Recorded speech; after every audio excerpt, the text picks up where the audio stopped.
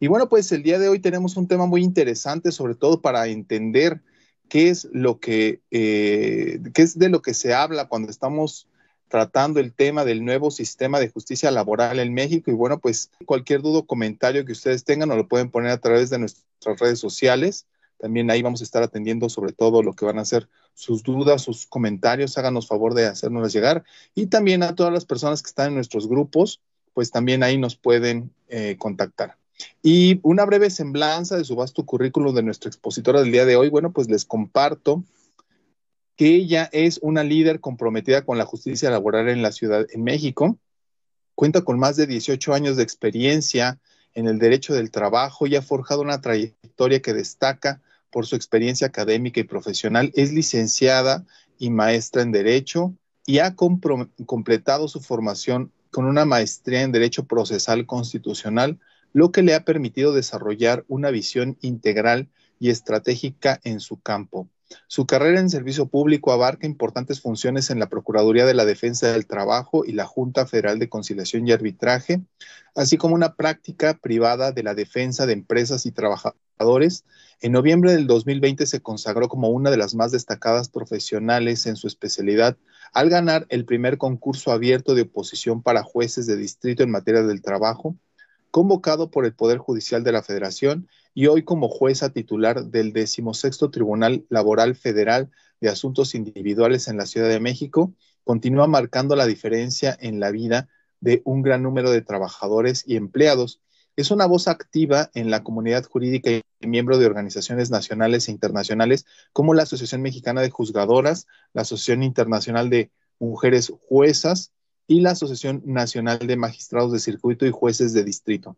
En el ámbito académico ha dejado huella como articulista y compiladora del libro Los Derechos Fundamentales Laborales, además de ser autora de artículos especializados. También es una ponente frecuente en foros nacionales e internacionales donde comparte su experiencia en temas de derecho laboral y seguridad social. Su pasión por la docencia ha sido reconocida en universidades como la UNAM y la Universidad Anáhuac, México, y ahora forma parte del claustro docente en la Escuela Federal de Formación Judicial del Consejo de la Judicatura Federal, donde capacita e inspira a las futuras generaciones de jueces y juezas con un alto sentido de compromiso y valores humanos. Bueno, pues vamos a recibir a nuestra expositora del día de hoy, la maestra Cristel Solorio Castro. Maestra, por favor, adelante con su exposición. Las primeras juezas en implementar el nuevo sistema de justicia laboral en nuestro país desde el año 2020. Estamos escribiendo esta nueva historia de nuestro país con este nuevo sistema de justicia que por supuesto pues ha representado todo un reto para nuestra sociedad, para los factores de la producción que son los trabajadores y los patrones, pero lejos de las áreas de oportunidad que evidentemente pues ha tenido en el transcurso de este tiempo, también ha tenido muy buenos resultados. Entonces, estoy aquí para compartirles esos resultados y esa experiencia que ha tenido su servidora al estar en la primera fila de este nuevo sistema de justicia laboral. Y bueno, pues justamente quiero compartirles cuál ha sido el impacto que este sistema de justicia laboral ha tenido en nuestro país desde hace 4 años. Entonces, si me permiten, voy a compartir la pantalla para que ustedes puedan ir siguiendo junto conmigo esta pequeña presentación que, bueno, pues no tiene la intención de aburrirlos, por supuesto, sino que más bien, pues ustedes puedan visualizar la información que yo les voy a dar, porque, bueno, las implicaciones de esta reforma laboral pues son muchas, tanto en materia individual como en materia colectiva de trabajo, y por supuesto que también cambió el procedimiento que se lleva a cabo ante los tribunales laborales y que antes eran las juntas de conciliación y arbitraje. Entonces, pues nada más quiero confirmar si todos pueden ver la presentación. Sí se ve, maestra. ¿Sí? Perfecto. Bien, entonces, estos son los puntos que vamos a tratar en este rato que voy a compartir con ustedes este tema. Voy a hablarles un poco del origen para quienes no tengan conocimiento, ¿verdad?, de dónde viene esta reforma laboral, cómo se fue cocinando en el poder legislativo de nuestro país. Y también vamos a hablar de cuáles son las implicaciones más importantes en las relaciones individuales de trabajo, es decir, aquella relación que sostiene el trabajador con su patrón, las implicaciones que tiene en materia colectiva de trabajo, es decir, que impactan a toda la comunidad de trabajadores de una empresa que regularmente están representados por un sindicato. Y también vamos a hablar del nuevo sistema de justicia laboral propiamente en los tribunales. En ese sentido, bueno, pues quiero contarles que este nuevo sistema de justicia laboral tuvo su origen, en primer lugar, en los diálogos por la justicia cotidiana que se llevaron a cabo en el CIDE y tuvo participación el Instituto de Investigaciones Jurídicas de la UNAM. ¿Qué fue lo que se platicó en estos diálogos por la justicia cotidiana? Pues en ellos tuvieron intervención varios actores del sistema de justicia laboral que se tenía antes del 2017, que fue la reforma constitucional. Y pues bueno, básicamente fueron abogados postulantes, miembros de las juntas locales y federales de conciliación y arbitraje, miembros de los sindicatos, grupos de trabajadores, sindicatos de patrones o asociaciones de patrones, y ellos dieron su opinión de qué era lo que necesitaba el sistema de justicia laboral, es decir, cuáles eran las áreas de oportunidad, en dónde estábamos parados en ese momento. Y bueno, pues realmente el diagnóstico fue bastante duro en el sentido de que se detectó que los procesos ya eran demasiado largos, eran costosos, eran poco flexibles y poco adaptables a las circunstancias. Lo que quería decir que, pues evidentemente la gente percibía la justicia como algo lejano, como algo que no entendía, que no comprendía y que además, pues tendía a incrementar la desigualdad social. Asimismo, pues se detectaron muchos obstáculos en el acceso a la justicia y también se detectó que en los procedimientos que se llevaban en las juntas de conciliación y arbitraje, pues se privilegiaba mucho la forma procesal sobre la resolución del conflicto. Entonces, las personas que enfrentaban un conflicto laboral, pues con mucha frecuencia no lo entendían, no lo comprendían, no sabían con quién acudir para recibir una asesoría y tampoco sabían cómo obtener esos servicios de asesoría jurídica de calidad y de bajo costo. Entonces, pues bueno, surge esta idea de revisar la estructura tripartita de las juntas de conciliación y arbitraje que durante más de 100 años se encargaron de resolver los conflictos laborales de los trabajadores y de los patrones. Y entonces se analizó su eventual incorporación a los poderes judiciales local y federal de cada uno de los estados de la República a efecto de cambiar totalmente este sistema de justicia y que los procedimientos pues fueran mucho más rápidos, mucho más accesibles para las personas y que las personas sintieran que realmente tenían un acceso efectivo a la justicia. Esto trajo como resultado la aprobación de la iniciativa de reforma que adicionó diversas disposiciones a los artículos 107 y 123 de nuestra Constitución, y esta reforma se hizo en febrero de 2017. No obstante, la reforma legal fue hasta mayo de 2019, es decir, se tardó un poquito. Primero fue la constitucional. Y fíjense que hubo dos acontecimientos muy importantes que empujaron la aprobación de la reforma legal, porque aprobada la reforma constitucional, pues como que se quedó ahí un poquito estancada la reforma legal, pero derivado de la ratificación del convenio 98 de la Organización Internacional del Trabajo por parte del Senado de la República, que además es un convenio muy importante en materia de sindicación y de negociación colectiva, y que se ratificó en septiembre de 2018, pues dio precisamente un empujón comercial. México incluyó una serie de compromisos a cumplir en materia de trabajo y que se encuentran incluidos en el anexo 23A. ¿Cuáles fueron los compromisos que el Estado mexicano realizó en el TEMEC? Pues uno fue la nivelación salarial, que fue muy importante, y la otra, hacer más equitativas las condiciones de la economía de libre mercado. ¿Y cómo se iba a lograr eso? Pues a través de la creación de tribunales que fueran imparciales y que resolvieran de manera efectiva los conflictos laborales que surgieran entre los patrones y los trabajadores.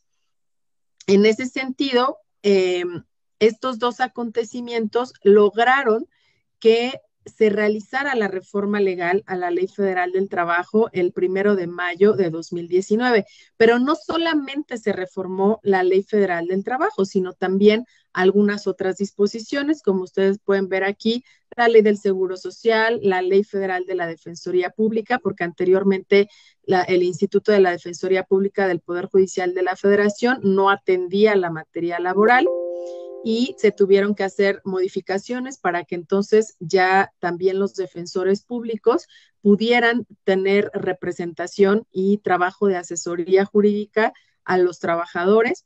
También se reformó la Ley Orgánica del Poder Judicial de la Federación para incluir a los tribunales laborales y también la Ley del Infonavit.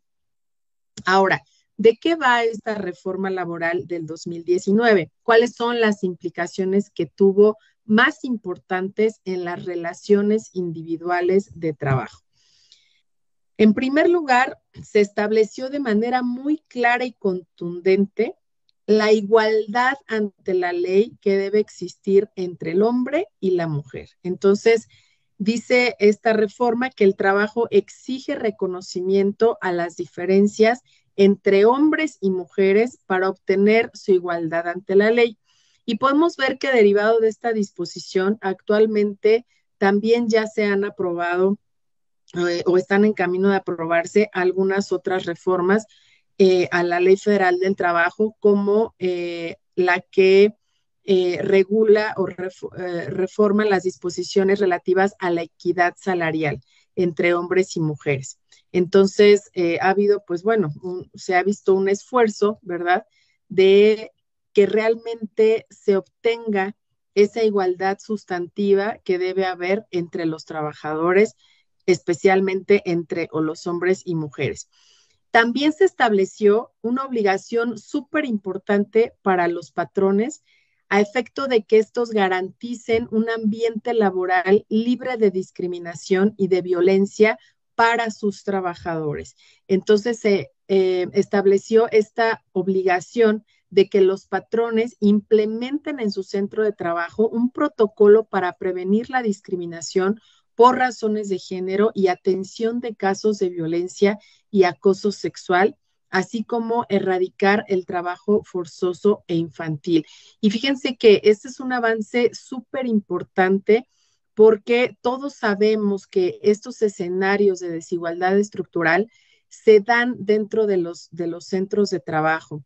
Existe discriminación por razones de género y también existen casos de violencia y de acoso sexual que anteriormente eran invisibilizados y que en el sistema de justicia laboral anterior no se tenían protocolos bien establecidos para su atención. En este nuevo sistema de justicia laboral, uno de los primeros resultados positivos que les comparto es que se pone mucha atención en estos casos de violencia y acoso sexual que los trabajadores o trabajadoras llegan a narrar o a hacer valer en su demanda laboral. Los jueces, los operadores jurídicos que trabajamos en los tribunales laborales, tenemos protocolos especiales para juzgar este tipo de asuntos, la mayoría con perspectiva de género. Y en ese sentido, bueno, pues hemos emitido sentencias y se les pide que acrediten su cumplimiento. Entonces, este es un avance muy importante.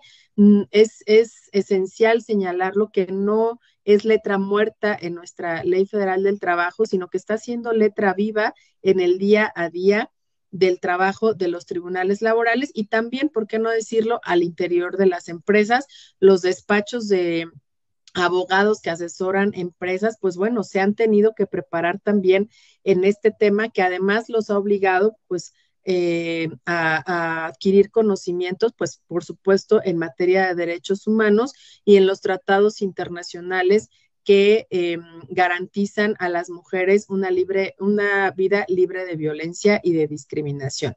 Bueno, en ese sentido, esta reforma me parece muy, muy relevante.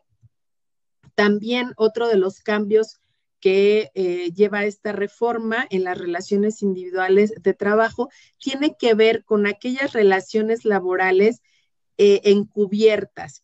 Antes de esta reforma, en la práctica cotidiana de las relaciones laborales entre los patrones y trabajadores, se daba mucho esta figura de la simulación, ya sea con las empresas outsourcing, con las que hubo pues una práctica indiscriminada por parte de los empleadores, realizando una subcontratación ilegal de trabajadores, de tal manera que eso les permitía evadir responsabilidades laborales con los trabajadores. Entonces contrataban a una empresa para que les administrara todos los recursos humanos y ellos eran beneficiarios de los servicios del trabajador, pero no tenían ninguna responsabilidad con el trabajador.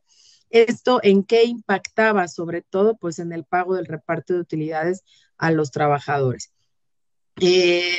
En ese sentido, bueno, pues hablando de ese tipo de actos jurídicos simulados, ya la reforma del 2019 establece esta disposición en el artículo 5 para sancionar a aquellas empresas o empleadores que encubran una relación laboral con actos jurídicos simulados para evitar el cumplimiento de obligaciones laborales y de seguridad social. Y también sanciona a aquellos patrones que registren a un trabajador con un salario menor al que realmente recibe en el Instituto Mexicano del Seguro Social, que también es una práctica muy común de muchas empresas, sobre todo pequeñas y medianas empresas que bueno, pues van apenas avanzando, ¿no? En su día a día y pues bueno, sus finanzas a veces no dan para pagar el seguro social a sus trabajadores, también hay que decirlo de esa manera, y entonces utilizan este tipo de estrategias, ¿no? Sí los doy de alta, pero los doy de alta con el salario mínimo. No obstante, pues el derecho de los trabajadores es que ser afiliados ante el Instituto Mexicano del Seguro Social con el salario ordinario que realmente se les está pagando por la prestación de sus servicios. Por otro lado, bueno, se establecen algunas otras obligaciones en relación con la designación de beneficiarios que cada trabajador tiene que realizar en su contrato individual de trabajo. Y esto es súper importante.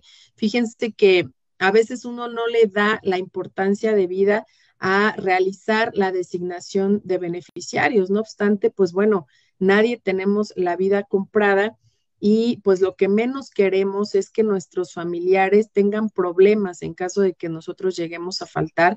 Entonces, esta disposición es muy importante para que los trabajadores hagan una designación de beneficiarios desde el contrato individual de trabajo, a efecto de que la empresa conozca el nombre de la persona a quien le tendría que pagar las prestaciones del trabajador en caso de fallecimiento. Y eso facilita muchísimo las cosas al momento en que las personas quieren cobrar aquellas indemnizaciones o aquellas prestaciones que en vida generó el trabajador. Entonces, si alguno de ustedes no ha realizado esa designación de beneficiarios, pues en este momento lo exhorto a que lo haga porque es muy importante que se vea reflejada nuestra voluntad en ese documento que es el contrato individual de trabajo.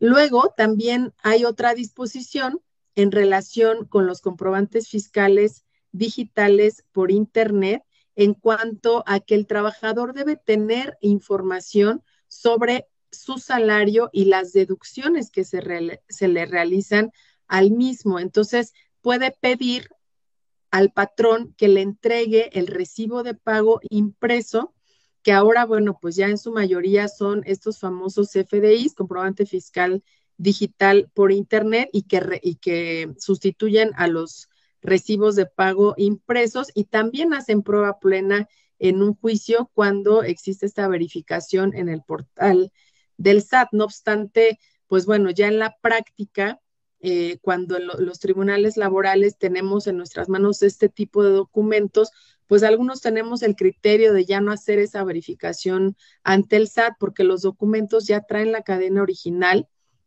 y el sello digital. Entonces, hay criterio de la Suprema Corte de Justicia de la Nación en el sentido de que este tipo de documentos digitales hacen prueba plena en el juicio para acreditar el monto y el pago del salario a los trabajadores. Otra de las disposiciones que establece esta reforma es la posibilidad de que el trabajador manifieste por escrito su voluntad de que no se le descuente la cuota sindical de su salario. En este caso, el empleador no podría descontarla y esto en la práctica pues ha sido un verdadero problema. ¿Por qué?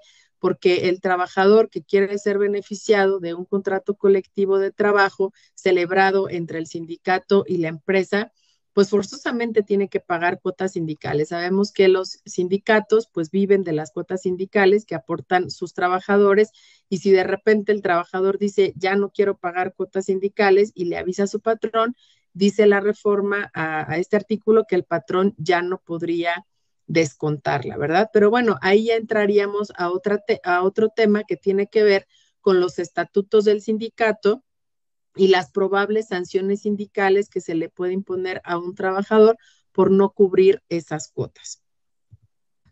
Bien, ahora, también respecto de las trabajadoras o trabajadores del hogar, se establecieron beneficios que están relacionados con guardar consideración al trabajador del hogar, absteniéndose de todo maltrato de palabra o de obra. Asimismo, cooperar para su instrucción e inscribirlo ante el Instituto Mexicano del Seguro Social. Antes de esta reforma no existía la obligación de las personas que ocupan en sus hogares a trabajadores para las labores domésticas de inscribirlos al Instituto Mexicano del Seguro Social. No obstante, fue derivado de una sentencia emitida por nuestra Suprema Corte de Justicia de la Nación que le reconoció derechos a una trabajadora del hogar de más de 50 años de servicios de ser inscrita ante el Instituto Mexicano del Seguro Social, y derivado de ello, bueno, pues en esta reforma también se aprovechó para establecer ese derecho de las trabajadoras del hogar. No obstante, también hay una reciente resolución de nuestra Suprema Corte de Justicia de la Nación que, bueno, pues ya establece algunas modalidades en las que los patrones están exentos de inscribir a sus trabajadoras domésticas o del hogar ante el Instituto Mexicano del Seguro Social cuando el trabajo se da de manera ocasional, por ejemplo. Eso es importante aclararlo.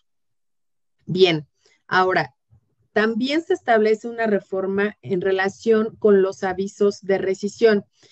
¿Qué son estos avisos de rescisión? Pues son precisamente esa carta que el patrón está obligado a entregar al trabajador por escrito cuando lo despide de manera justificada, es decir, cuando el trabajador incurrió en alguna de las causas que establece el artículo 47 de la legislación laboral para que el patrón lo despida sin responsabilidad para él.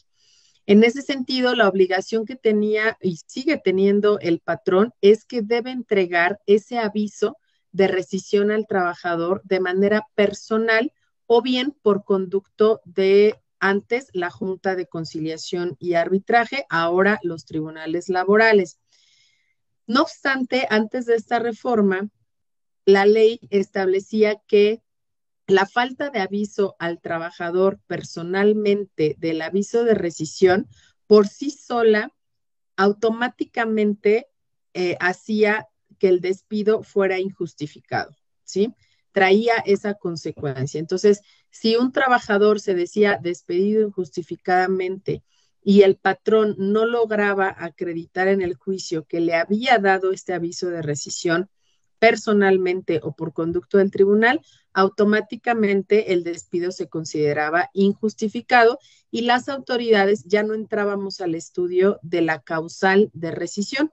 Entonces, si la causal de rescisión había sido, por ejemplo, un tema de acoso sexual, pensando pues en una de las más delicadas, ¿no? Más graves, pues ya no entrábamos al estudio de la causal de rescisión ante la falta de esta formalidad.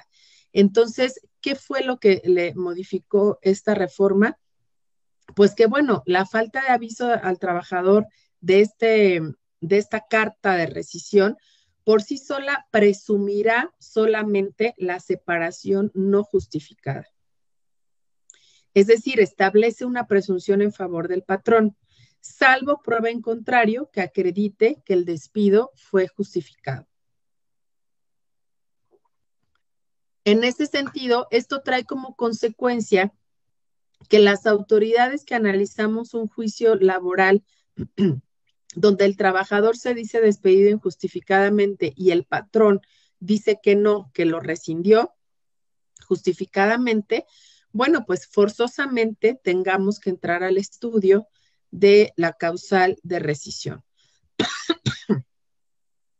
De antemano les ofrezco 1000 disculpas por la tos, pero justo me atacó el virus de la gripa hace unos días y apenas estoy como que saliendo. Pero bueno, entonces esta reforma es súper importante porque entonces ya los patrones que hayan despedido al trabajador por causas justificadas, pues bueno, si no pudieron cumplir con esa formalidad de entregarle personalmente el aviso, al menos tienen la certeza de que la autoridad va a entrar al estudio de esa causa de rescisión. Y si fue una causa de rescisión grave, pues entonces se va a tener por válido el despido justificado. Esta es otra disposición que también es muy importante, que habla del ofrecimiento de trabajo. Fíjense que esta figura del ofrecimiento de trabajo nació de la jurisprudencia de la Corte en los procedimientos laborales llevados ante las juntas de conciliación por despido injustificado. Y les cuento rápidamente en qué consistía. Un trabajador se decía despedido injustificadamente, iba al tribunal a demandar y entonces el patrón, como no tenía una renuncia firmada, no le había dado un aviso de rescisión justificada, el trabajador no había incurrido en alguna causal justificada de despido, es decir, no tenía forma de defenderse ante esa afirmación del trabajador que había sido despedido. Entonces, ¿qué es lo que hacía el patrón al momento de dar contestación a la demanda? Le decía a la autoridad, ¿sabes qué? No lo despedí, tan no lo despedí que ahí está su trabajo, que se regrese a trabajar. Él fue el que se retiró y ya no se presentó a laborar, entonces tan no lo despedí que ahí está su trabajo, que se regrese a trabajar.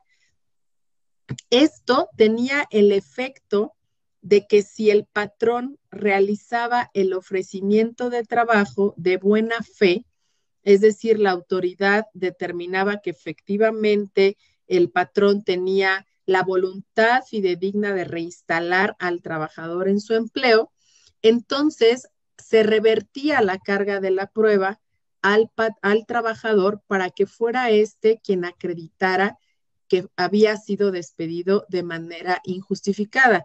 Pues la carga probatoria inicial en este tipo de asuntos siempre corresponde al patrón. Es decir, si un trabajador se dice despedido, el patrón tiene que demostrar que no lo despidió o en su caso que renunció voluntariamente o que lo despidió de manera justificada. Bien, en ese sentido, pues bueno, esta figura del ofrecimiento de trabajo se utilizaba muchísimo en los procedimientos laborales para defenderse del despido y para revertir la carga de la prueba al trabajador. Y el trabajador, pues a menos que tuviera testigos que fueran y declararan que efectivamente ellos vieron, escucharon y estuvieron presentes en el momento en que lo despidieron, pues realmente era complicado que pudiera acreditar que lo habían despedido de manera injustificada. Pero además, déjenme decirles que este tipo de práctica procesal generaba que dentro del procedimiento el trabajador fuera reinstalado, porque le preguntaban al trabajador, oye, te están ofreciendo el trabajo, ¿qué opinas? Y el trabajador decía, bueno, pues sí quiero regresar a trabajar, porque pues te voy a demostrar que el que me despidió fue el patrón, o sea, yo fui despedido injustificadamente, entonces si me están ofreciendo el trabajo, pues regreso a trabajar. Y entonces lo reinstalaban, pero iba el actuario, lo reinstalaba y después lo volvían a despedir y volvía a demandar un segundo despido. Entonces, no les quiero contar cuántos juicios se derivaban de un solo despido y de un solo trabajador, ¿no? Yo llegué a ver un asunto de un solo trabajador de 10 juicios derivados de ofrecimientos y ofrecimientos de trabajo. Entonces, imagínense económicamente lo que representaba esto para la empresa, ¿no? Y para el trabajador, por supuesto, en razones de tiempo, de desgaste, de honorarios para su abogado, en caso de tener un abogado particular. Y al final, pues, esto se reducía al cansancio de las partes, ¿no? A ver quién se cansaba primero para que se sentaran y pudieran llegar a un convenio sobre el conflicto laboral. Entonces, realmente había una justicia efectiva con esta figura para el patrón y para el trabajador, pues yo creo que no. En ese sentido, esta figura que no estaba regulada en nuestra Ley Federal del Trabajo viene a aparecer con la reforma laboral de 2019 para establecer que la negativa del despido y el ofrecimiento del empleo hecho al trabajador no exime al patrón de probar su dicho. Es decir, no exime al patrón de acreditar la inexistencia del despido. ¿Y qué creen? Pues mágicamente ahora en los nuevos procedimientos laborales llevados a cabo ante los tribunales de los poderes judiciales, pues curiosamente los patrones pues son muy pocos los que ofrecen el trabajo al empleado cuando hay un despido injustificado que se hace valer. Entonces, ahora lo más común, pues bueno, son aquellas excepciones de abandono de trabajo, ¿no? Él se retiró y ya no se volvió a presentar, ¿no? O aquellas renuncias verbales, por ejemplo, ya son las más comunes en este tipo de juicios, pero curiosamente el ofrecimiento de trabajo no, porque al final pues era una estrategia para revertir la carga de la prueba al trabajador. Y bueno, es entendible porque era la única forma que tenía la empresa de defenderse del despido al no tener una renuncia voluntaria firmada, al no tener un procedimiento establecido al interior de la fuente de trabajo para separar a los trabajadores de su empleo, porque bueno, el procedimiento que establece la ley, pues es este aviso de rescisión, ¿no? Pero para que exista ese aviso de rescisión, pues tiene que haber una causa justificada de despido. Entonces ahí, pues bueno, tendríamos que hablar de un tema de cumplimiento de compliance y de regulación interna justamente de este tipo de situaciones al interior de los centros de trabajo. Bueno, también se estableció la posibilidad en esta reforma de que ya los patrones puedan consignar la indemnización correspondiente de un trabajador ante los tribunales laborales por la vía de la jurisdicción voluntaria que se llama procedimiento paraprocesal, pero no es en todos los casos, solamente tratándose de trabajadores sobre los cuales el patrón no esté obligado a reinstalarlos en el empleo. Hablando, por ejemplo, de trabajadores con antigüedad menor de 1 año, trabajadores de confianza, trabajadores que tienen estrecho contacto con el patrón y que, bueno, su reinstalación haría imposible la continuación de la relación laboral, etcétera. Esos trabajadores que contempla el artículo 49 son por los que el patrón podría consignar la indemnización correspondiente en un procedimiento paraprocesal ante los tribunales laborales. Bueno, otra de las reformas esenciales y también muy importantes que pretende erradicar otra de las prácticas viciosas que se tenían también en los centros de trabajo es precisamente el sancionar a aquellos patrones que hagan firmar a los trabajadores documentos con un fin distinto para incorporar la renuncia. Y es que en los centros de trabajo se daba mucho esta práctica de que los trabajadores firmaran documentos en blanco. Entonces, junto con su contrato, algunos firmaban la renuncia en blanco, ¿no? O sea, la renuncia con fecha en blanco. Otros firmaban una hoja en blanco totalmente y ahí les ponían la renuncia. Entonces, pues bueno, esta reforma tiene la intención de erradicar esas prácticas en los centros de trabajo. Insisto, en los centros de trabajo, pues tiene que haber un protocolo para despedir a los trabajadores, ¿no?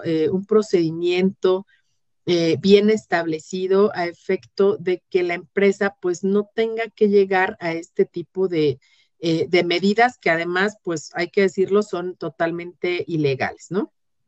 Entonces, esta es la multa que se les puede poner a los patrones que sigan realizando este tipo de prácticas, de 100 a 1000 veces la UMA. Otra de las cosas que se estableció es la validez de los convenios celebrados en el centro de conciliación. Ahorita vamos a ver que una de las, de uno de los cambios de esta reforma fue la creación de los centros federales de conciliación y registro laboral y centros locales también de conciliación, que son autoridades administrativas en las cuales pueden acudir las partes a la celebración de convenios.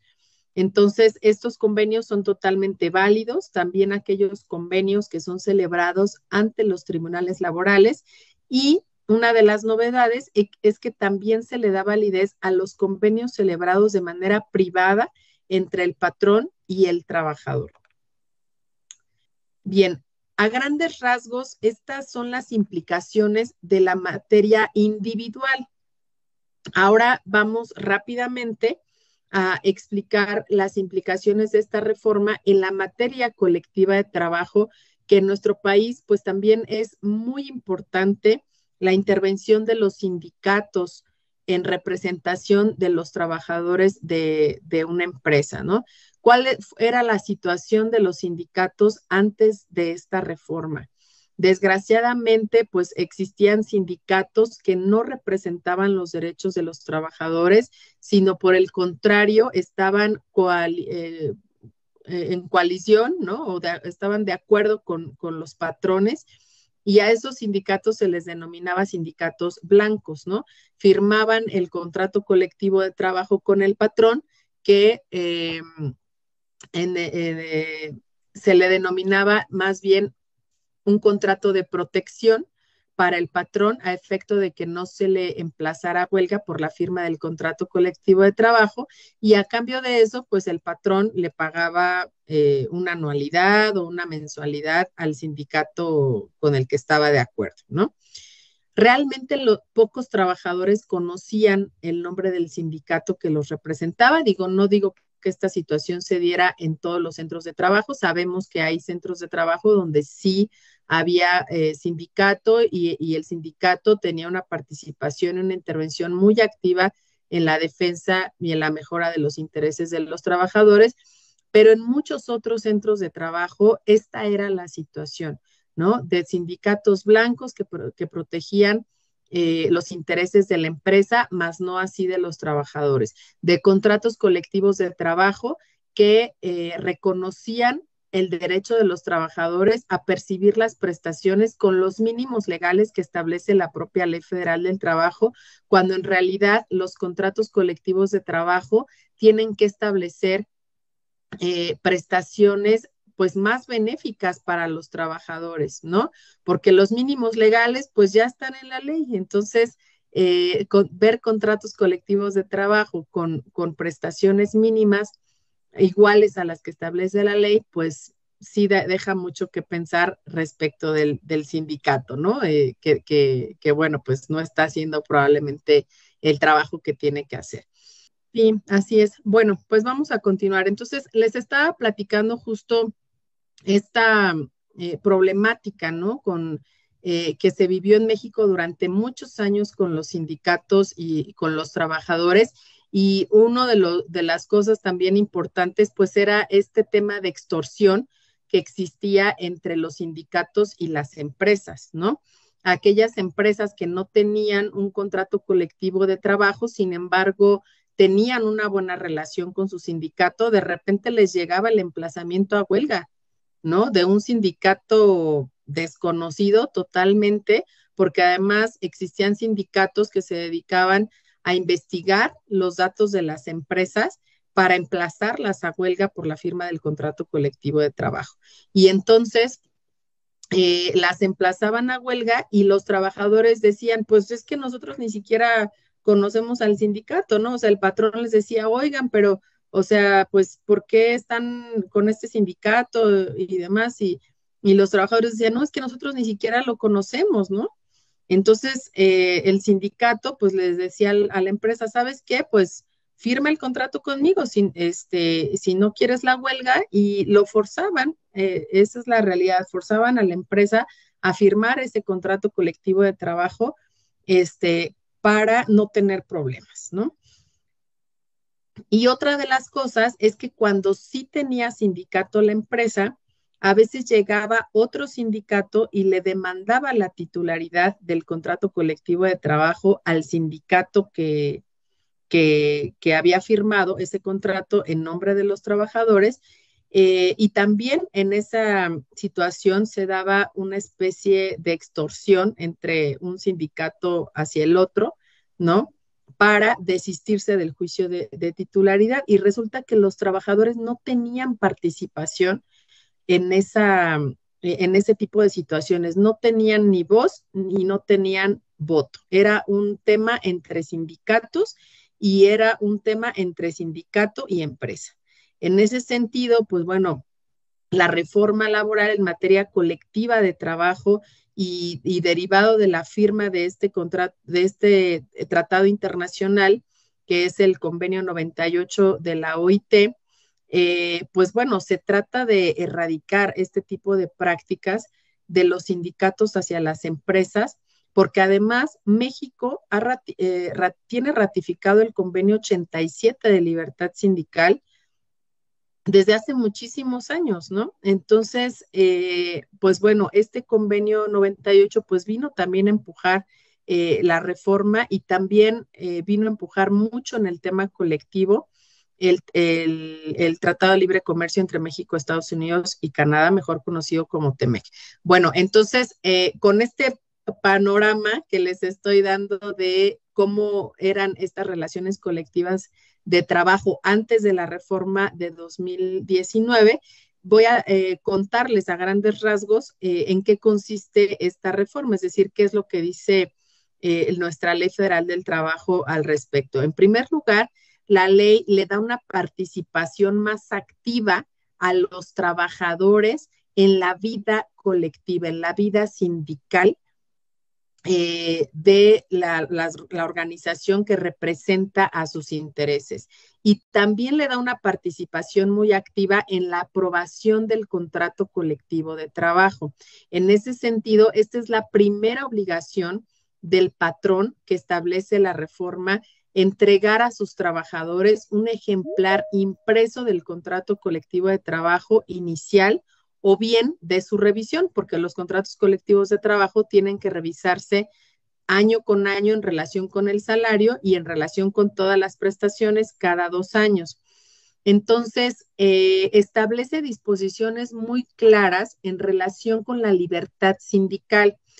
¿Qué es la libertad sindical? Pues esa libertad que tienen los trabajadores de afiliarse, no afiliarse o retirarse del sindicato al que pertenezcan. En ese sentido, establece la prohibición que tienen los patrones de obligar a los trabajadores para afiliarse o a retirarse del sindicato. No pueden obligar a los trabajadores para que voten por determinada candidatura, hablando de las autoridades que administran y establecen la organización del sindicato. Tampoco pueden cometer actos que atenten contra el derecho de los trabajadores a decidir quién debe representarlos en la negociación colectiva, es decir, en la negociación del contrato colectivo de trabajo, y tampoco los patrones pueden realizar actos tendientes a ejercer el control sobre los sindicatos al que pertenezcan sus trabajadores, esos famosos actos de injerencia. Ajá, entonces, esto es bien importante porque las empresas no pueden intervenir en las acciones en las decisiones, perdón, de las organizaciones de los trabajadores. No pueden intervenir en esas decisiones y esto lo establece claramente la reforma. También establece que el sindicato puede perder su registro sindical en caso de que sus dirigentes o sus apoderados incurran en actos de extorsión en contra de los patrones. Y esto justamente va relacionado con lo que les comentaba hace un momento, ¿no? Esas prácticas viciosas de emplazar a huelga para extorsionarte, ¿no? Y ya que me pagues, entonces sí, firmamos el contrato y no te vuelvo a molestar, ¿no? Entonces, pues bueno, esta sanción implica la pérdida del registro del sindicato. También establece que los trabajadores tienen que participar de una forma muy activa, tanto en las elecciones sindicales con el voto personal, libre, secreto y directo. También establece pues ciertas disposiciones para que las directivas del sindicato pues no sean vitalicias, ¿no? O sea, no sean por tiempo indefinido, sino que tiene que establecerse un periodo de duración. Hablando ya de la vida sindical y de las sanciones sindicales que puede imponer un sindicato a sus agremiados, pues bueno, les tiene que dar un derecho de audiencia, de debido proceso y también les tiene que rendir cuentas a sus agremiados, porque bueno, por ahí pues también, o sea, es del conocimiento público que muchos líderes sindicales pues se han hecho millonarios con las cuotas de los trabajadores, poco han hecho por ellos y no les rinden cuentas. Entonces también la reforma está considerando esta parte. Ahora, en cuanto a la negociación colectiva, todos los contratos colectivos del país deben revisarse por lo menos una vez durante los 4 años posteriores a la entrada en vigor de la reforma. Entonces, si no, el contrato se da por terminado y quedan en beneficio de los trabajadores las prestaciones contenidas en el mismo. La fecha límite que se dio, porque la reforma se aprobó en 2019, estos 4 años fenecieron el 1 de mayo de 2023. Es decir, al 1 de mayo de 2023, todas las empresas del país tuvieron que haber legitimado sus contratos colectivos de trabajo con la aprobación y el voto a favor de los trabajadores. Quienes no lo hicieron, se tienen por terminados esos contratos de trabajo y evidentemente pues tienen el riesgo de ser emplazados a huelga por la firma de un nuevo contrato. Entonces, desgraciadamente, bueno, la respuesta de las empresas y los sindicatos a esto durante los primeros años pues fue casi nula, ¿no? Ya un poquito antes del 2023, como que más empresas empezaron a tomar conciencia y también los sindicatos empezaron a legitimar sus contratos. No obstante, también hay que decirlo, hubo muchas empresas que no legitimaron esos contratos colectivos. Bien.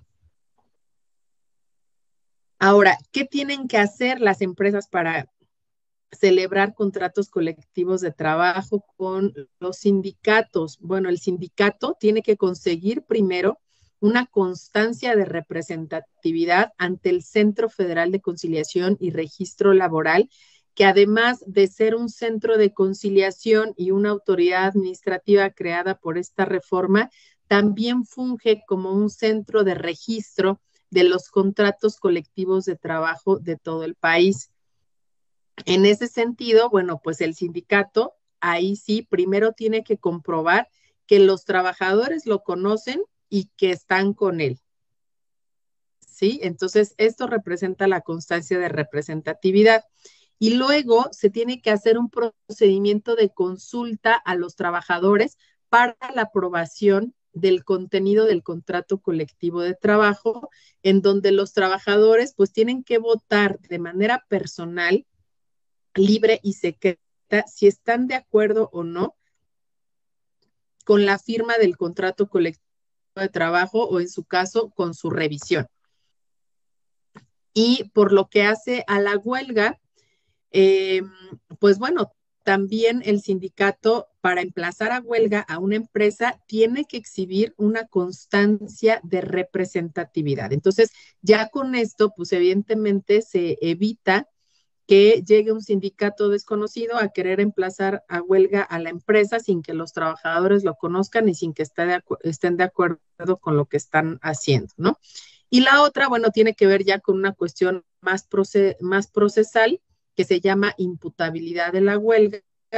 Esto, pues, es en el procedimiento de huelga, ya que estalló la huelga dentro de una empresa y que la autoridad tiene que determinar quién es el responsable de la huelga. A esto se le llama imputabilidad de la huelga y esto únicamente lo podían solicitar los trabajadores. Lo que dice la reforma es que ahora también ya lo puede solicitar el patrón a efecto de que el tribunal pues determine responsabilidades en este procedimiento de huelga. Bueno, esto es a grosso modo, evidentemente por razones de tiempo, pero es lo más esencial de las implicaciones de la reforma laboral, tanto en las relaciones individuales de trabajo como en las relaciones colectivas de trabajo. Pero la reforma no se quedó ahí. También en la justicia laboral, en la impartición de justicia laboral, hubo cambios significativos y vamos a ver rápidamente cuáles son.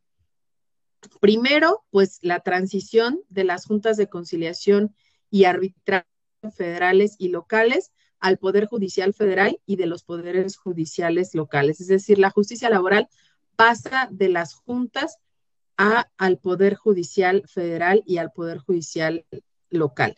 Hay que decir también que las juntas de conciliación y arbitraje federales y locales, pese a que materialmente tenían funciones jurisdiccionales, eran consideradas autoridades administrativas que dependen todavía, porque todavía no se extinguen por completo, siguen llevando los asuntos que se tramitaron ante ellas, pero siguen dependiendo del Poder Ejecutivo, y eso hay que decirlo, ¿no?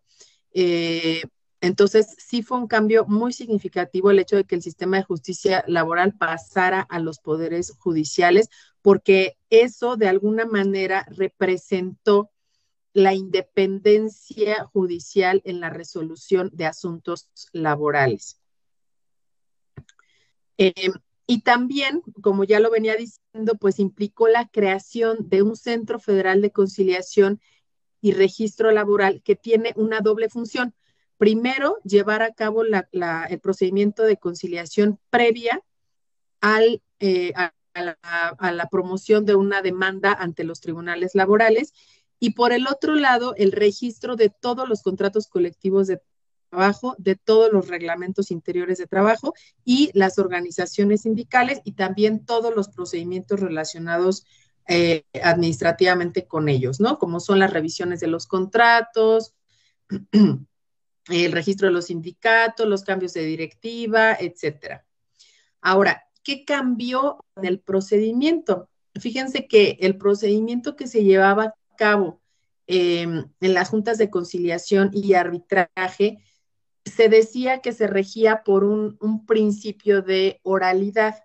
No obstante, ese principio de oralidad, pues ya en la práctica, se limitaba pues a que los abogados tenían que comparecer a las audiencias de manera oral, pero no comparecían ante el presidente de la junta, porque además las juntas eran tripartitas, las resoluciones se tomaban por 3 personas de manera colegiada: el presidente de la junta, el representante de los trabajadores y el representante de los patrones.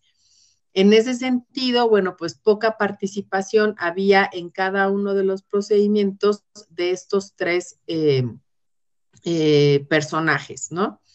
Y entonces, pues esta oralidad realmente significaba que los abogados fueran o las partes fueran a la audiencia de conciliación, demanda y excepciones y luego a la audiencia de ofrecimiento y admisión de pruebas, pero lo que hacían pues era dictar, ¿no? Dictar las manifestaciones a la mecanógrafa y finalmente todo quedaba por escrito, ¿no? Y entonces, pues bueno, en este procedimiento se establece primero un procedimiento de conciliación prejudicial que es obligatorio para las partes, porque en este nuevo sistema de justicia laboral se le apuesta mucho a estos medios alternativos de solución de conflictos, de los que también en esta comunidad jurídica se ha hablado mucho, y que es uno de ellos la conciliación.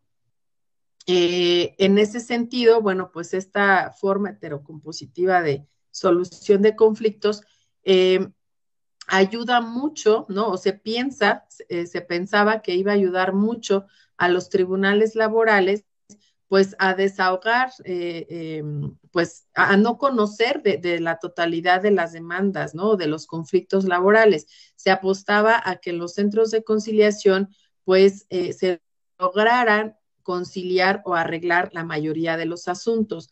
Sin embargo, es dable destacar que existen algunas excepciones al procedimiento de conciliación prejudicial y esas excepciones están establecidas en la ley, por ejemplo, en tratándose de casos de discriminación, de embarazo, de designación de beneficiarios por muerte, cuando se trata de prestaciones de seguridad social, otorgamiento de pensiones, por ejemplo, libertad sindical, trabajo forzoso, trabajo infantil, titularidad de contratos colectivos de trabajo y de impugnación de estatutos sindicales. Solamente en estos casos la parte trabajadora está exenta de acudir de manera previa al centro de conciliación antes de acudir al tribunal. Fuera de estos casos, todos tienen que acudir de manera obligatoria al centro de conciliación para llevar a cabo realmente estas pláticas a efecto de lograr una solución pronta al asunto. ¿Cuál es lo triste del asunto? Porque bueno, pues ya en la práctica, ¿verdad? También hay que decirlo, pues no todas las partes quieren conciliar, ¿no? Nos hemos encontrado con cierta resistencia por parte de, pues, abogados que representan a trabajadores y a patrones de llevar a cabo esta conciliación, ¿no? Entonces, muchos lo ven como un requisito, ¿no? Se presentan ante el centro de conciliación únicamente para que les dé la constancia de no conciliación, porque la ley establece que si no es posible llegar a un arreglo, el centro expedirá la constancia de no conciliación y esta es un requisito de procedibilidad de la demanda laboral. Entonces muchos van al centro solamente por esa constancia y no se sientan a conciliar. Esto evidentemente pues ha dado lugar pues a que los números estadísticos de los tribunales laborales, tanto locales como federales, pues incrementen y colapsen al órgano jurisdiccional, ¿no? Su servidora, como mencionaba al principio, pues yo llevo ya 4 años implementando esta reforma, primero en el Estado de México, que fue uno de los primeros estados en donde se implementó, y hace un año aquí en la Ciudad de México, y seguimos encontrando esa resistencia de pues las empresas, sobre todo organismos públicos descentralizados, también hay que decirlo como es, el Instituto Mexicano del Seguro Social, la Comisión Federal de Electricidad, Pemex, ¿no? Que tienen muchos asuntos en los tribunales laborales, se niegan a solucionar los conflictos por la vía conciliatoria, y esto es importante importante que hagamos conciencia todos de que si no le apostamos a la conciliación, si no hacemos un esfuerzo porque funcione la conciliación, el resto del sistema pues no va a funcionar de la forma en la que se pensó. Si bien estamos obteniendo muy buenos resultados en muchas áreas, pues esta es un área de oportunidad de la que tenemos que concientizarnos todos. Ahora, en cuanto al procedimiento de conciliación, pues realmente es un procedimiento muy sencillo. El trabajador hace la solicitud, se expide un citatorio para la audiencia de conciliación a la empresa, hay una notificación al patrón, se lleva a cabo la audiencia de conciliación y en caso de que no se llegue a un arreglo, se emite la constancia. No puede durar más de 45 días el procedimiento de conciliación y este procedimiento interrumpe la prescripción de 2 meses con la que cuenta el trabajador para demandar el despido injustificado. Y finalmente, el procedimiento ordinario se diseñó para que se llevara en 71 días el procedimiento ordinario. Y bueno, pues como todo procedimiento cumple con las formalidades esenciales, se presenta la demanda por escrito, hay una fase escrita y una fase oral, meramente oral. Y en la fase escrita, bueno, se presenta la demanda, se admite, se emplaza a juicio, hay una contestación por parte de la demandada y luego hay una réplica y una contrarréplica. Después se señala la audiencia preliminar, que es donde ya inicia la audiencia, la fase oral del procedimiento. Es que estoy viendo el reloj y creo que ya me queda poco tiempo, pero ya no me tardo mucho para terminar. Y fíjense que esta audiencia preliminar y la audiencia de juicio son exclusivamente las dos audiencias que prevé este procedimiento laboral. ¿Y cuál es el cambio de estas audiencias? Pues que los jueces estamos presentes en esas diligencias, conducimos el procedimiento, escuchamos a las partes, recibimos las declaraciones de los testigos, de los confesantes, de los ratificantes de manera directa. Y eso evidentemente también nos permite emitir sentencias más apegadas a la realidad. Además de que los jueces contamos con la facultad de ordenar el desahogo de pruebas para mejor proveer, que es otra de las herramientas, facultades que nos da esta reforma laboral.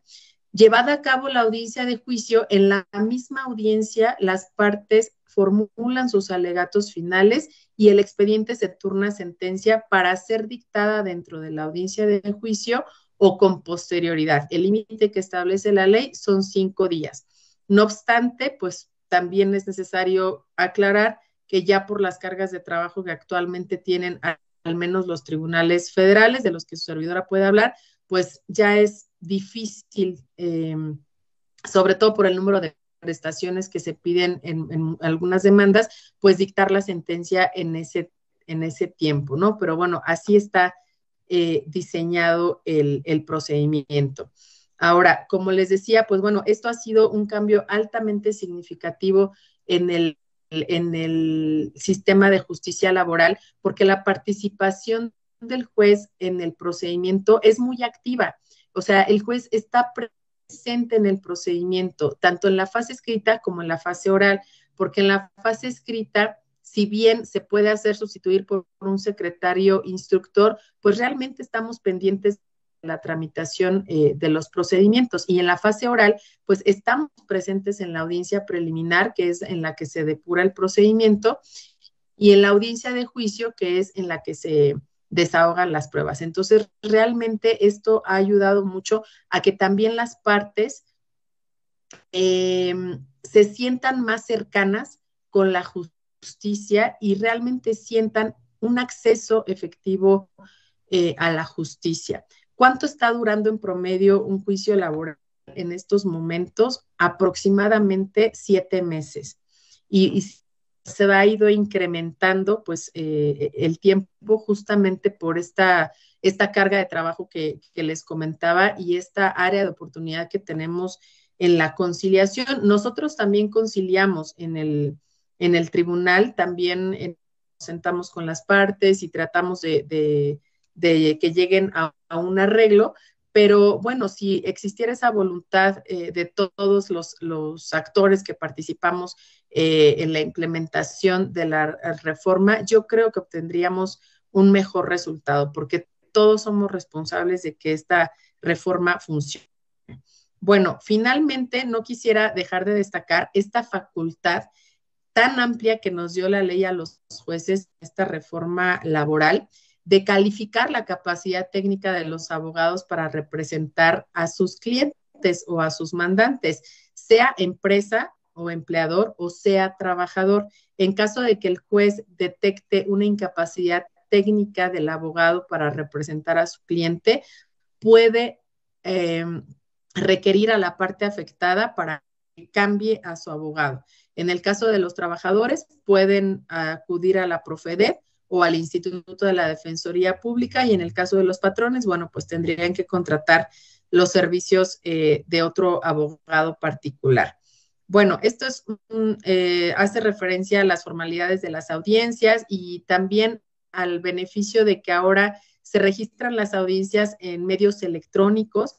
Ya tenemos también medios de comunicación oficial con las partes a través del buzón electrónico, que tiene muchísimas bondades y es muy fácil registrarse, al menos en el Poder Judicial de la Federación. No sabría decirles en otros poderes judiciales locales, pero al menos en el Poder Judicial de la Federación es muy fácil registrarse. Entonces, yo los invito a que prueben este buzón electrónico y también la consulta del expediente electrónico.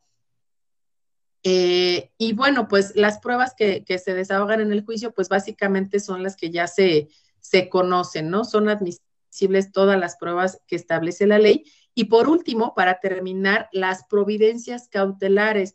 Se integran estas dos providencias cautelares en el procedimiento laboral para aquellas personas que de manera indiciaria logren acreditar un probable contexto de discriminación en el trabajo, pueden solicitar de manera precautoria que la patronal se abstenga de darlos de baja del Instituto Mexicano del Seguro Social. Por ejemplo, en tratándose de personas embarazadas, de mujeres embarazadas, si se presume que el despido fue por razón del embarazo, pueden solicitar al tribunal esta medida cautelar para que en caso de haberse dado de baja, haberlas dado de baja, las den de alta, o en caso de no haberlas dado de baja, pues continúen con el servicio médico, ¿no? Esto es súper importante. Y en cuanto a los demás, pues bueno, tendrían que acreditar, aunque sea de manera indiciaria, contextos de discriminación en el centro de trabajo para que se les pueda conceder esta providencia cautelar y que no los den de baja del Seguro Social. Pues bueno, pues por razones de tiempo y como comentaba al principio, pues es un tema bastante amplio, pero espero haberles dado pues un panorama útil de lo que ha representado en nuestro país esta reforma laboral. Y bueno, pues yo los invito a que, pues si no la conocían, pues la conozcan más. Los invito a que visiten los tribunales laborales, federales y locales del lugar de su residencia para que ustedes mismos pues se den cuenta cómo se está implementando la reforma. En el caso de su servidora, yo estoy adscrita al 16º Tribunal Laboral Federal de Asuntos Individuales en la Ciudad de México, y las puertas del tribunal están abiertas para todos ustedes si es que tienen el deseo de realizar alguna visita y presenciar alguna audiencia, porque las audiencias pues son totalmente públicas, salvo que haya alguna cuestión que amerite privacidad de datos, pero las audiencias son totalmente públicas. Y bueno, pues espero que les haya servido y quedo a sus órdenes para cualquier duda o comentario. Muchas gracias. Muchas gracias, estimada amiga jueza.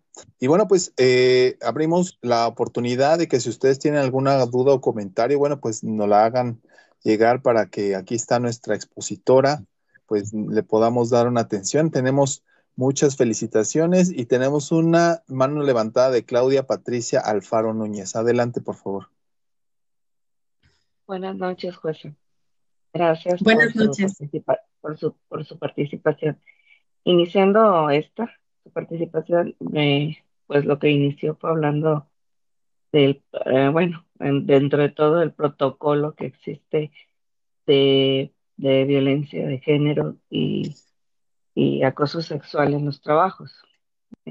Mi pregunta es, bueno, sí comentó que era obligatoria la presencia de ese protocolo en las empresas. En mi caso, yo trabajo en la Secretaría de Salud y quería preguntar eso porque tuvimos un caso, lo tenemos, no han hecho aún caso los directivos de violencia de género y acoso sexual. Y yo les hablaba de ese protocolo porque yo lo conozco, yo lo busqué en Google y lo bajé, lo leí y vi que estaba expedido por la Secretaría de Trabajo. Y pues yo Ujú. le comentaba el de recursos humanos, le digo, que hay un protocolo que debes de tener y un protocolo que se debe seguir. Y me decía, es que no, a nosotros no nos han dado nada, eso para nosotros no existe. Y pues en realidad no lo vi que no. Y me pregunto es eso, o sea, no es obligatorio tenerla en todos los centros de trabajo, no entra aquí la Secretaría de Salud Federal, o esa es mi pregunta. Sí, muchas gracias por la pregunta, Claudia. Pues tristemente vemos que en muchas dependencias, tanto dependencias públicas, ¿no? Tanto federales como locales, justamente se da esta situación, ¿no? De la omisión, la falta del ejemplo que deben poner las dependencias públicas sobre estos temas. Aquí la cuestión es que efectivamente está establecida como una obligación de los patrones en la Ley Federal del Trabajo. Nada más que acuérdate que la Ley Federal del Trabajo es reglamentaria del apartado A del artículo 123 de la Constitución y este es aplicable, no es aplicable, perdón, a los trabajadores burócratas, ¿no? En este caso, la dependencia que tú estás comentando, Secretaría de Salud Federal, porque a ustedes les es aplicable el apartado B, ¿correcto? Así, Entonces, sí. el apartado B, la ley reglamentaria es la Ley Federal de los Trabajadores al Servicio del Estado. La verdad, no tengo yo conocimiento de que en la Ley Federal de los Trabajadores al Servicio del Estado exista la obligación de tener este protocolo. No obstante, pues bueno, sí tendrían que tener una normativa que funcione para tratar estos casos de violencia y acoso en el centro de trabajo. Pero para el apartado A está claramente establecido en el artículo 132 de la Ley Federal del Trabajo, que habla de las obligaciones de los patrones, la implementación de este protocolo y en caso de que no se esté implementando, pues evidentemente Inspección del Trabajo tendría que realizar pues una visita al centro de trabajo para ver por qué no se está implementando este protocolo. Pero sí me gustaría hacer esa aclaración porque pues a los trabajadores de la Secretaría de Salud Federal pues las relaciones laborales se rigen por la Ley Federal de los Trabajadores al Servicio del Estado. Ok, gracias, sí, entendido. Gracias a ti. Perfecto. Muchas gracias. Otro comentario que tuviéramos por ahí. Yo quería hacerle una pregunta porque es muy interesante la evolución que ha tenido la materia para incorporar la cuestión electrónica.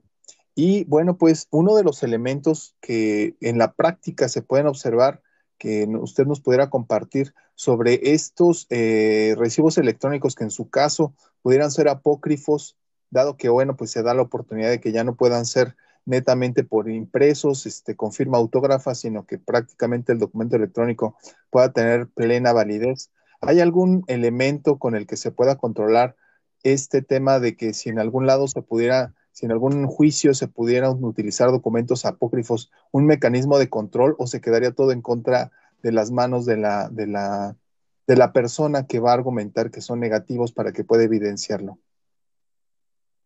No, sí existe la posibilidad de verificar, ¿no? De verificar la validez a través del código QR que traen los FDIs. Se hace la verificación en el portal del SAT.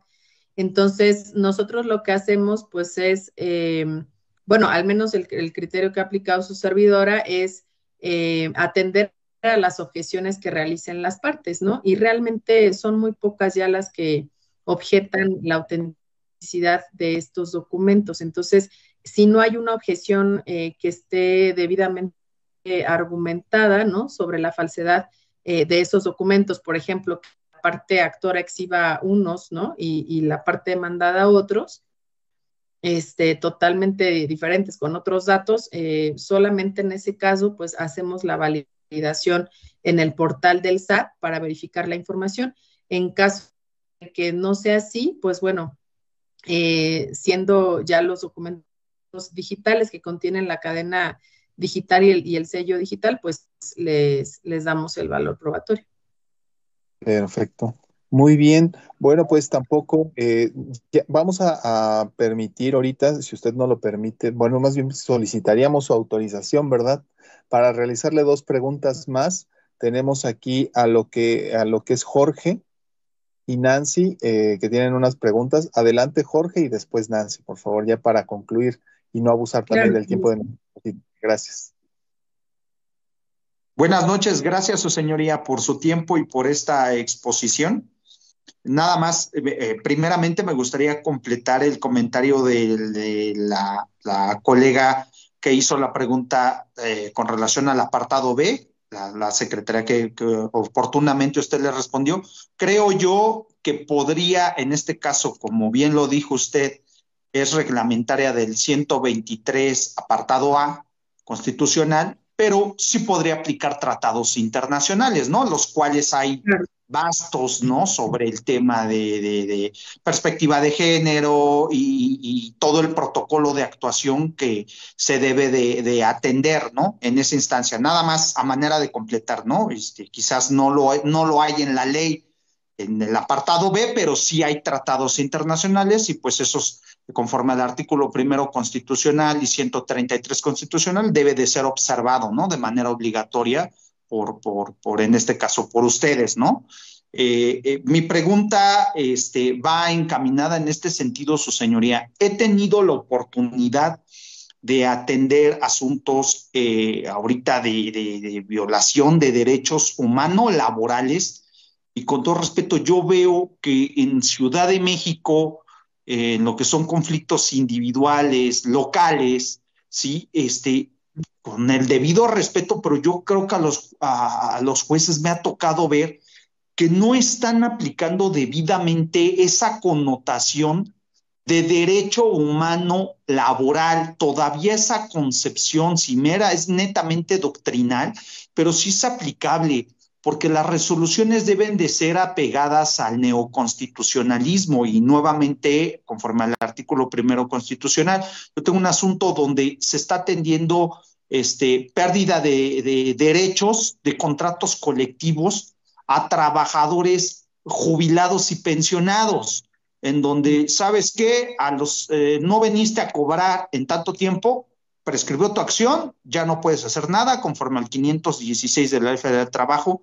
Y yo lo que he atendido en mis réplicas y en mis oportunidades de hacer mis manifestaciones es, su señoría, pero son derechos humanos, no humanos laborales, son derechos consagrados, son derechos que ya se ganaron y que obtuvieron a través del tiempo y a través de que consiguieron con trabajo de tantos años. ¿Cómo es posible que puedan perder ese derecho a obtener su recompensa por jubilación solo porque no la iniciaron? Entonces yo he intentado atender a sus homólogos de que hay una ponderación, ¿no? En donde deben de tomar en cuenta el derecho que mejor satisfaga o que mejor convenga, en este caso al trabajador.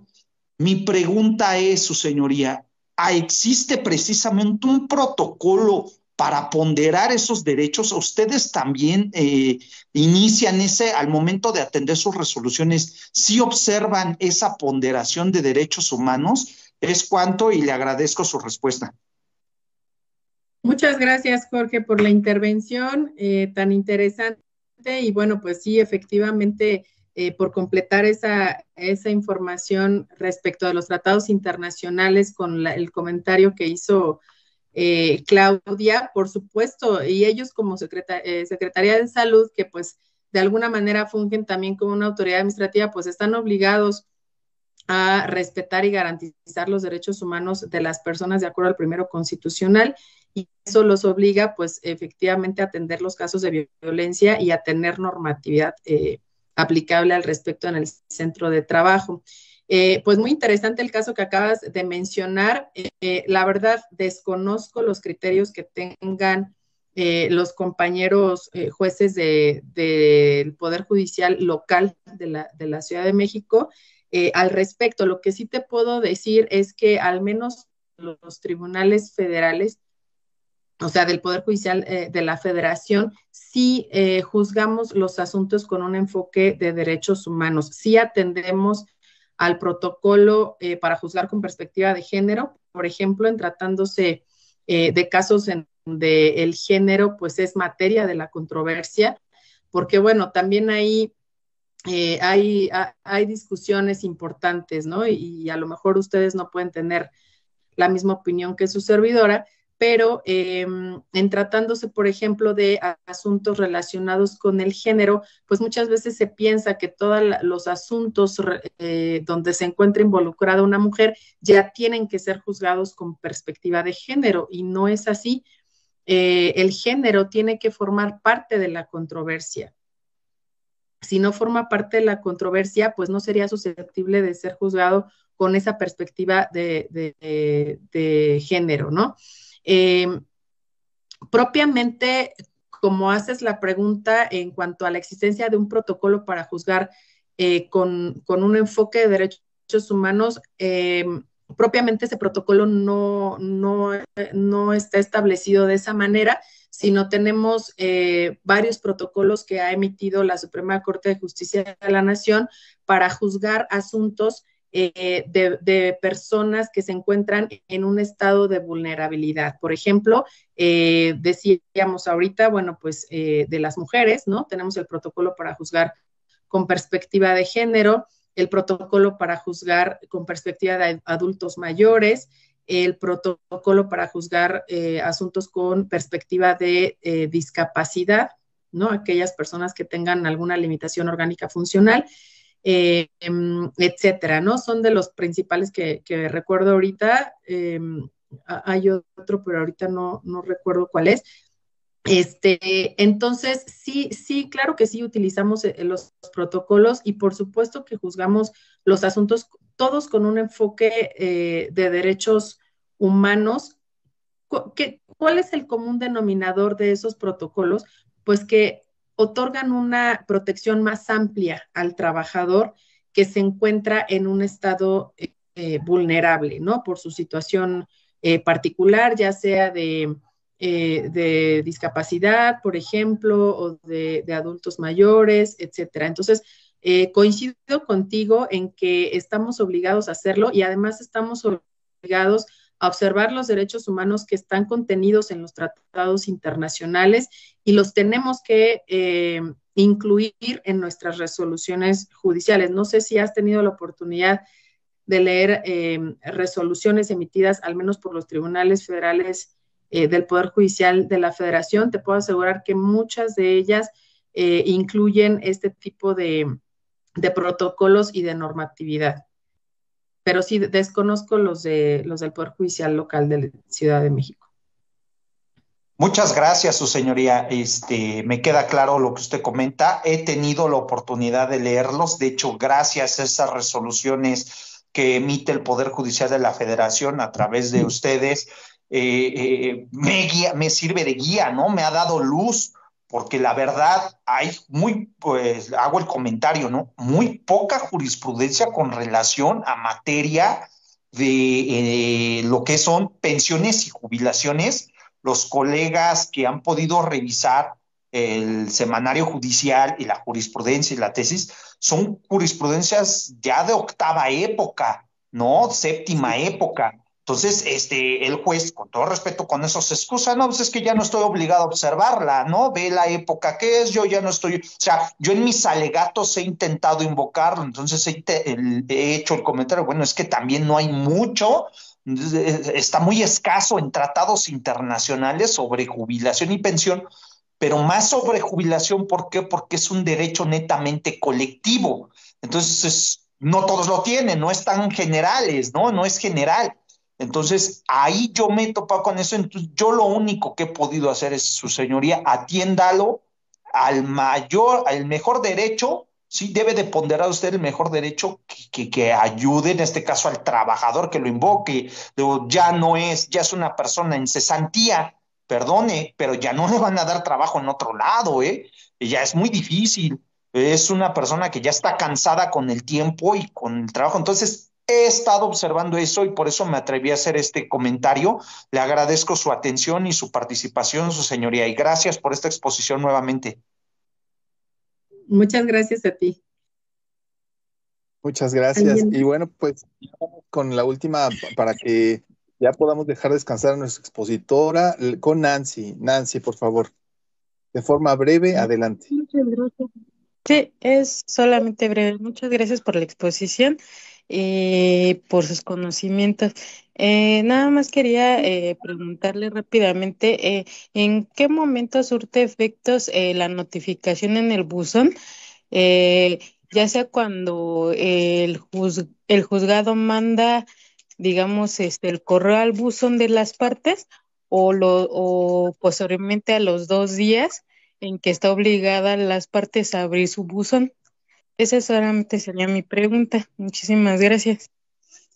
Muchas gracias por la pregunta, Nancy, porque me va a permitir aclarar justamente una duda que pues no solo es tuya, sino es muy general entre los abogados de cuándo surte efectos y eso ha generado mucha confusión porque justo se piensa que todas las notificaciones por buzón electrónico surten efectos después de los 2 días, es decir, al tercer día, ¿no? Al tercer día, porque bueno, pues ahí la redacción de la ley a lo mejor no es muy clara, pero lo correcto es que la notificación tú tienes la oportunidad de abrir el buzón en el momento en que la notificación es publicada por el tribunal, es decir, no necesitas esperar los 2 días.